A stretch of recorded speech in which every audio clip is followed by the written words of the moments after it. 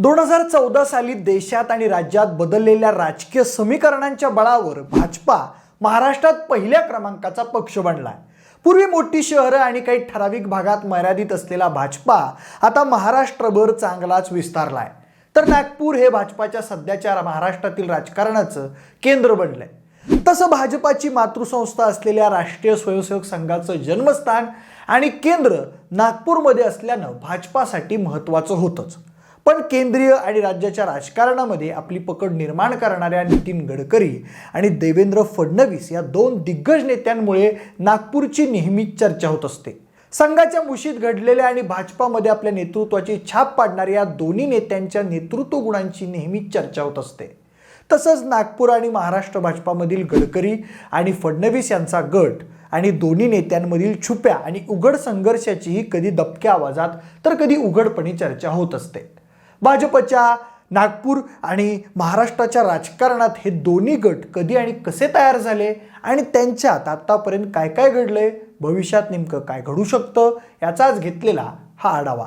नमस्कार, मी प्रथमेश आणि तुम्हाला तर माहिती आहे आपला विषयच भारी। मंडळी, पार्टी विथ डिफरन्स, राष्ट्र प्रथम, पहिला पक्ष आणि शेवटी स्वतः अशी सुभाषितं मिरवणाऱ्या भाजपामध्ये इतर पक्षांप्रमाणेच कुरघोडीचं राजकारण आणि गटबाजी पूर्वीपासून चालत आली आहे। अगदी वाजपेयी आणि अडवाणींच्या काळातही भाजपामध्ये अटल बिहारी वाजपेयी यांचा एक आणि अडवाणी यांचा एक असे दोन गट भाजपामध्ये होतेच। त्यांच्यामध्ये राष्ट्रीय स्तरावर वर्चस्वासाठी रस्सीखेच सुरू असायचीच। महाराष्ट्र भाजपामध्येही महाजन, मुंडे आणि गडकरी असे गट होते। सध्या फडणवीस आणि गडकरी यांचे दोन गट भाजपामध्ये सक्रिय असल्याची चर्चा होत असते। दोन्ही नेत्यांनी याबाबत कधी उघड वाच्यता केली नसली आणि विविध कार्यक्रमांमध्ये एकत्र आल्यावर एकमेकांबद्दल कौतुकोद्गार काढले असले तरी दोन्ही नेत्यांमध्ये कुरघोडीचं राजकारण अनेकदा दिसून आलंय। गडकरी आणि फडणवीस यांच्यातील वाद समजून घेण्यासाठी आपल्याला त्याचा इतिहास जाणून घ्यावा लागणार आहे। आज महाराष्ट्रात भाजपा क्रमांक 1 चा पक्ष बनला असला तरी 1990 पूर्वी भाजपा महाराष्ट्रात तितकाच दखलपात्र नव्हता। मात्र याच काळात प्रमोद महाजन आणि गोपीनाथ मुंडे या दोन नेत्यांनी महाराष्ट्रातील भाजपाच्या विस्ताराची वाट मोकळी केली होती। एकीकडे प्रमोद महाजन यांनी भाजपा आणि शिवसेना युतीची बांधणी करत एक भक्कम मित्रपक्ष मिळवला, तर गोपीनाथ मुंडे यांनी बहुजन समाजाला आपलंसं करत भाजपाचा जनाधार वाढवला। याच काळात नागपूरमधील गंगाधरराव फडणवीस हे भाजपाचे विधान परिषदेतील आमदार होते। त्यांचं अकाली निधन झाल्यानं त्यावेळी झालेल्या निवडणुकीत नितीन गडकरी यांना विधान परिषदेत संधी देण्यात आली होती। पुढे 1995 मध्ये राज्यात युतीचं सरकार आलं आणि गोपीनाथ मुंडे हे उपमुख्यमंत्री तर नितीन गडकरी हे सार्वजनिक बांधकाम मंत्री बनले।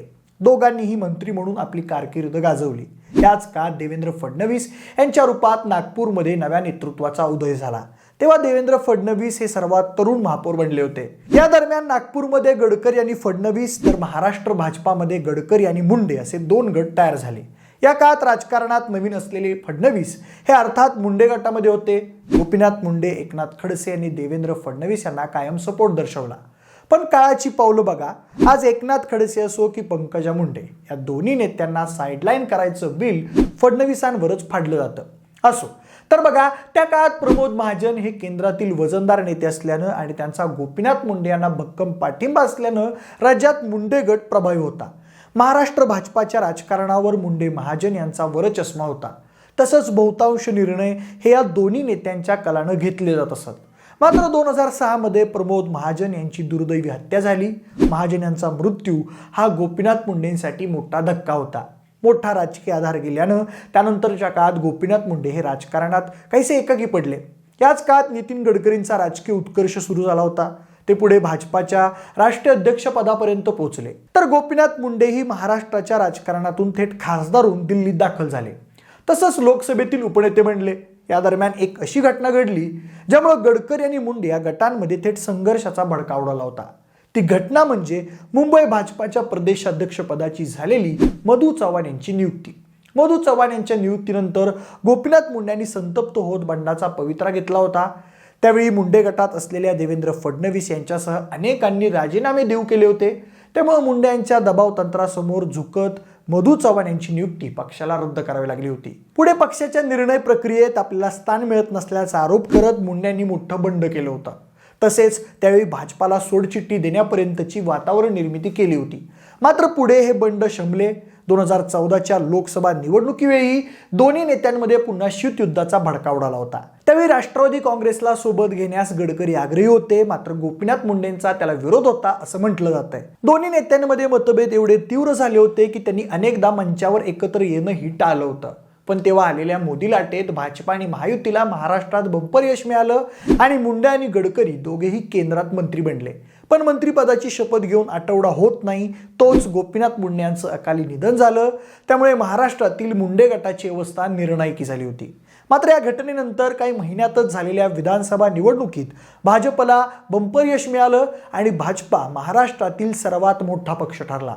तेव्हा मुख्यमंत्री पदासाठी गडकरींसह भाजपातील बड्या नेत्यांच्या नावांची चर्चा होत असताना केंद्रातील मोदींनी मुख्यमंत्री पदासाठी देवेंद्र फडणवीस यांच्या नावाला झुकतं माप दिलं। तेव्हा फडणवीस हे भाजपाचे प्रदेश अध्यक्ष होते। मुख्यमंत्री पद मिळताच फडणवीस यांनी महाराष्ट्र भाजपामध्ये आपलं वर्चस्व प्रस्थापित करण्यास सुरुवात केली। त्यातून महाराष्ट्र भाजपामध्ये फडणवीसांचा गट प्रस्थापित झाला। त्यात केंद्रात नितीन गडकरींचं मोदी शहांशी फारसं सख्य नसल्यानं महाराष्ट्रात त्यांनी फडणवीसांना बळ देण्याचं काम केलं। राज्याच्या मुख्यमंत्री पदाची घडी बसवल्यावर फडणवीस यांनी हळूहळू महाराष्ट्र भाजपावर पकड मिळवली। या काळात फडणवीसांनी एकनाथ खडसेंसारख्या ज्येष्ठ नेत्यासह अनेक पक्षांतर्गत विरोधकांचा विरोध मोडून काढला। तसा फडणवीस आणि गडकरी गटात नागपूरच्या राजकारणामध्ये आधीपासूनच संघर्ष होता। मात्र देवेंद्र फडणवीस मुख्यमंत्री झाल्यानंतर दोन्ही गटांमधील शीतयुद्ध अधिकच तीव्र आणि राज्यव्यापी झालं। फडणवीस मुख्यमंत्री असताना नितीन गडकरी यांनी राज्य सरकारचं कान टोचण्याची आणि टीका करण्याची संधी कधीच सोडली नाही। मात्र दोन्ही नेत्यांनी एकमेकांवर मात्र कधी थेट टीका केली नाही, तसेच भेटीगाठीही थांबवल्या नाहीत। मात्र 2-3 वर्षांपूर्वी झालेल्या विधान परिषदेच्या नागपूर पदवीधर मतदारसंघात गडकरी आणि फडणवीस गटातील संघर्षाचे पडसाद उमटले होते। त्यावेळी गडकरींची नाराजी भाजपाच्या उमेदवाराला भोवल्याचं दिसून आलं होतं। जेव्हा भाजपाचे अधिकृत उमेदवार संदीप जोशी यांचा काँग्रेसच्या अभिजित वंजारी यांनी तब्बल 19,000 मतांनी पराभव केला होता। या पराभवामुळे भाजपाचा नागपूर पदवीधर मतदारसंघातील अनेक वर्षांपासून बांधलेला बालेकिल्ला ढासळला होता। मात्र अशा काही घटना वगळता फडणवीस आणि गडकरी गटानं आपल्यातील शीतयुद्धामुळे पक्षाचं नुकसान होईल अशी वेळ येऊ दिलेली नाही। दोघेही नेते संघाच्या मुशीत घडलेले असल्यानं आणि त्यांना संघ नेतृत्वाचा आशीर्वाद असल्यानं संघाच्या कार्यक्रमांमध्ये ते स्वयंसेवकाच्या गणवेशात हजर असतात। विविध कार्यक्रमात एकत्र येतात।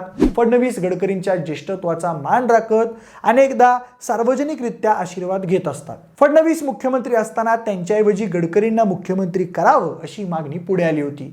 आजही अशी मागणी होत असते।